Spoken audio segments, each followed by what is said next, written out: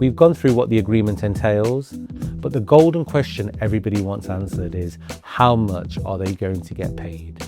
One of the key terms to look for in the settlement agreement is the ex gratia payment, which is effectively meaning the payment in kindness towards you. That's the translation of this word. So how much are they paying you outside of what has happened as a kind gesture of goodwill towards you to cover the stress or distress or whatever has happened? Now, that payment usually is tax-free, okay?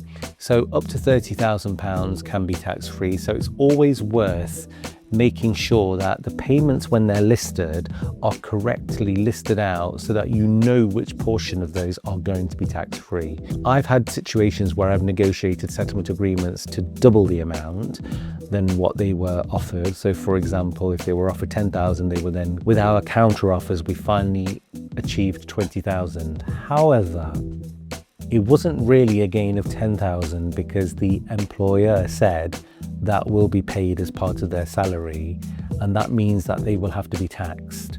So we had to go through lots of negotiations, lots of discussions to try and see which portion of that could not be taxed. So it would be of some benefit to the potential claimant who is not going to go to court, but the employee. So for example, I think this person was on a salary of £60,000, so they would have been paying 20% tax. So out of £10,000 that they gained, they would have lost £4,000 straight away because that would go towards tax. Then obviously all the national insurance, etc. So possibly they would have only come out with a £5,000 benefit, which still wasn't bad, but it wasn't what was presented.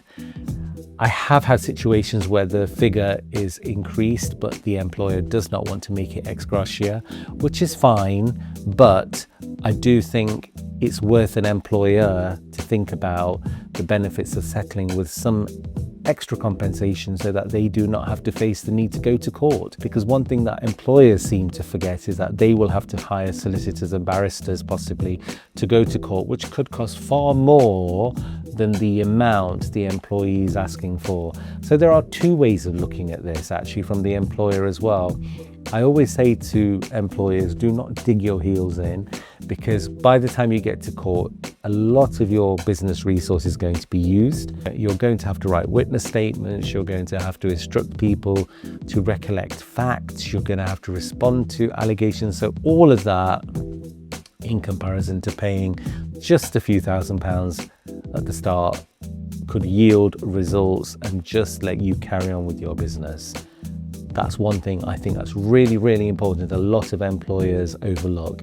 You know, there are these unfortunate incidents that take place between employer and employee. However, a lot of people forget that there is a world outside of that workplace and there are bigger fish to fry. And I really honestly cannot recommend enough that parties settle amicably. If a settlement agreement has become a point of discussion for you, and if you are an employee or an employer, please come and talk to me in the free 15-minute sessions. You can self-book these on my website, www.thedirectaccessbarrister.com. I am Haresh Sood, and this is Pancho.